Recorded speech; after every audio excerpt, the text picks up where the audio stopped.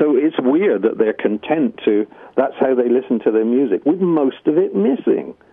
It's like looking at great paintings or something through a tiny, through a pair of glasses, and there's just a tiny pinhole that allows 1/130th of what you can see. That's insane.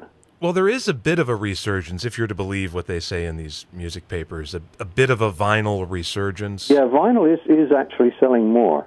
Yeah. I mean, we put out the just before last Christmas, we put out Skylarking, XTC Skylarking on vinyl, and I'm glad we did, because we found a lot of technical problems with the original CD, which nobody had spotted, and corrected them, and the vinyl version of Skylarking sounds phenomenal. It sounds really, really good. We've sold quite a lot of those. And 10 years previous to that, I think if somebody said to me, "You want to put out some vinyl?" I probably would have said, "Nah, who buys vinyl now?" Right. But it's growing. It's something like, oh goodness, what was somebody was telling me? It's every 2 years, it's like another 10% of the market or something for music. Yeah, in terms of growth, vinyl is growing while CDs are shrinking. Yeah, CDs are shrinking. MP3s are doing what MP3s do, which is ludicrous. But vinyl is growing, and it's, like I say, putting out the Skylarking vinyl. We found, I don't know whether you know this, but when we put the Skylarking vinyl out, I arranged to have it mastered by a masterer I really rate, a fella called John Dent. In England, and he got the tapes. We tracked down the tapes. Todd Rundgren's assistant found them out and sent them over. And he called me up when he got them, and he said, "Andy, you realize there's a problem with these tapes?" And I thought, "Oh no, they're all mangled or whatever. Right. There's something really physically a mess with them, And I said, "Oh, okay, what's wrong?" And he said, "They're out of polarity." I said, "Well, what does this mean?" He said, "Well, when they were mixed from the multi-track down to the stereo tape, some wiring was wrong in the studio. And basically, they're the equivalent. If you unplug one of your speaker cables at the back and then replug them the wrong way around, you'll get a thing that's like a sort of it's the polarity is wrong. It's basically the speaker's trying to play out the back of itself, if you see what I mean. But he said that in the mixing process, there's some bad wiring had gone on. An earth had gone to a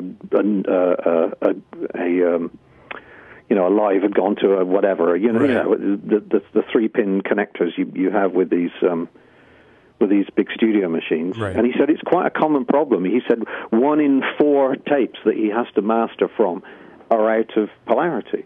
And I said, "How the hell do you correct this?" And he said, "Well, I've got a little device here.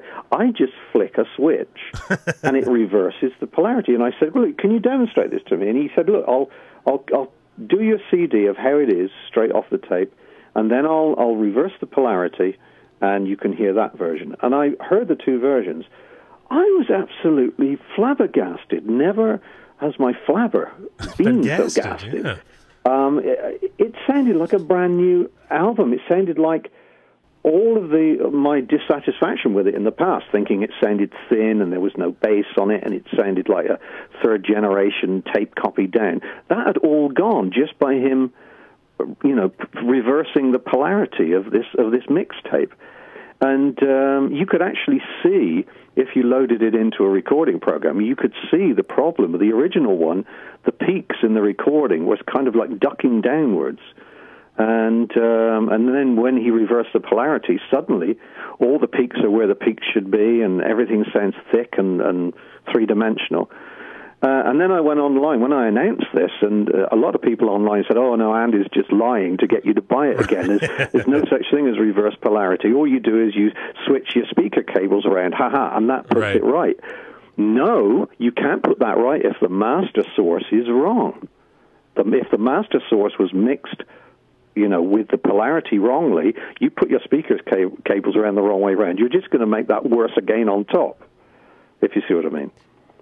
It sounds like you've been plagued by, first with the tinnitus and earlier with this. Oh, no, it's just, there's always, feces happens. Right. You just have to wade through it and get up to a little bit of high ground, knowing that, at some point in your journey through life, you're going to have to wade through another pool of it.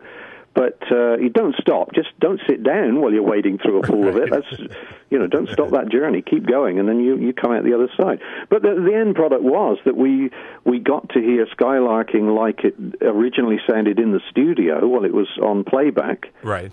And like we hadn't heard it since, because when it was, all the CDs in the world were mastered, nobody in the 80s picked up that there was a problem with this. And I just thought it sounded awful, Right. CD version. I thought, why is this?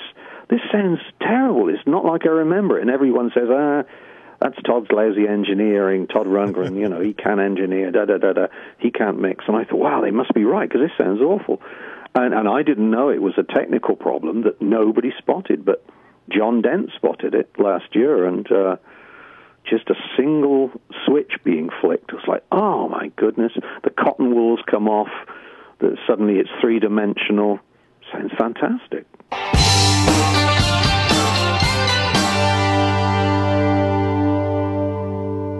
I've heard rumors of further XTC albums being remastered. I would like, we a few years ago when we left Virgin, we did get the rights to do vinyl. Mm-hmm. We put the Dukes of Stratosphere out, which was great fun. So you can get the Dukes of Stratosphere, each record in vinyl, and you can get them remastered by John Dent in CD form with nice little books with lots of, the copious notes, I think.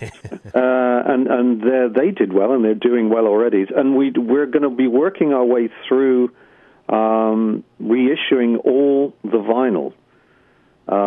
So, that's something that I want to do. I want to really look after the band's music as much as I think it's been ignored and bashed out in the past. I want to make it sound as best as it can sound and clothe it as best as it can. That was another thing. The vinyl of Skylarking came out in the original sleeve, which Virgin banned. Oh, okay, yes, I know what you're talking about. Right. Yeah, the original sleeve was supposed to be a close-up shot of male pubic hair and female pubic hair with like meadow flowers and things intertwined. Very, very Lady Chatterley's Lover, know. And just before the album was due to come out, we did the photo session and mocked up a sleeve for Virgin to see. They said, well, let's show us a mock-up of what the album sleeve is going to be. And they had to have a big emergency meeting about this, and some people said it was utter filth and how dare you, and all that kind of thing. One of the female members of staff at Virgin said it was sexist, degrading to women. On a label called Virgin, no less. Exactly, but she didn't seem to mind that it was, one side was male pubic hair, right? One side was female pubic hair. So she had a slightly biased agenda there, methinks. But what settled it for Virgin is they took this mock-up to all the big record stores in London and all the the big chains and stuff. And they all got cold feet and said, no, we wouldn't stop that. And so Virgin said, look, you've got to come up with another sleeve. And so there was a last-minute rush to find a sleeve. So the vinyl version that came out, like I said, just before last Christmas, has the original sleeve, which is, it's nice to see it in position. I have to ask you, because there's a lot of maybe misinformation online regarding the status of the... Oh, there's so much misinformation online about everything. Well, the rumors I had heard, because you obviously you're playing this record, and I'm assuming that Colin's heard it. I'm assuming that Dave's heard, but I hear that you weren't friendly with Dave Gregory. Now you are friendly. Colin Moulding's vanished. This is all. The situation is we tolerate each other in email form. Oh, okay. We don't meet up. It was a pretty serious male divorce between the three of us. First of all, Dave left and said some rather nasty things about us in press. Called me a word that was very blunt, which is also the same root word as cunning and knowledge and kith and kin, believe it or not. So Dave had to have his tantrum in public, in press form, particularly about me. And then Colin and I split up largely over a shared studio we both own. Right. And I feel that I don't know how to say this without slandering Colin. Let's just say that the financial situation of the studio was rather one-sided. Okay. And I was very upset about that. And so he and I fell out, and that was like another male divorce. Right. Some years later. So, we're typical middle-aged English fellas. We don't show our emotions easily, and it's not all touchy-feely and oh man, I love you. It's none of that. It's all stiff upper lip and jolly well done. I maybe sometime I'm going off into the icy wilderness to die. It's all very much like that kind of thing. That's what happens when you're British. You tend not to show your feelings. So we tolerate each other in emails. But maybe Colin's opening up a little bit, because yesterday he actually sent me some recordings he's been making. Really? Oh, okay. Because I'd heard that he just sort of didn't want anything to do with music at all. Or... No, he's not. He's basically run away from music. And it's tough, when you're in XTC. We felt that I'm going to have a boasty 5 minutes here. Sure, go right ahead. We were in a band that was largely ignored in England, but we honestly felt like by the end of our career, we were putting out music that was as good as anything that ever came out of England. On a par with the best. Right. And we never started like that. We were a little bit rubbish when we started.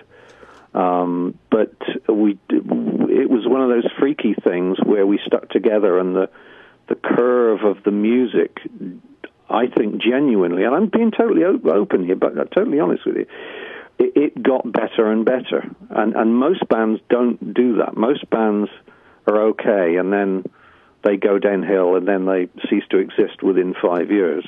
Right. But we stuck together.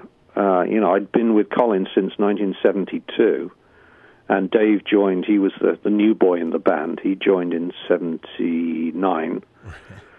And our music was one of the few bands in the world where the graph went up and when we got better as opposed to getting worse.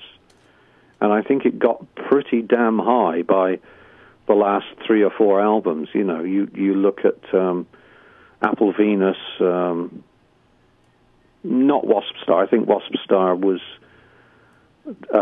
sort of signaling it's time to stop now. But Apple Venus was, for me, the high point. And before that, Nonsuch is a close second to that. And then you just trace backwards a little bit, and you've got Oranges and Lemons, Skylarking, or way back, you got English Settlement. I honestly think we were that freakish thing, a band that got better. And they're difficult to name. You can't name, you can almost name the bands that got better on the hand of one boxing glove. For me, I think Apple Venus is the apotheosis, if you will. Isn't that somewhere XTC. where you buy your drugs? Yes. An apotheosis. Well, and maybe the album is a good soundtrack for that. Oh, thank you very much. I think it was the best one, personally. I know the fan consensus seems to be either Skylarking, or a lot of people hold a candle for English Settlement as well. Oh, to hell with the fans. No, I'm sorry. Yeah, what do they know?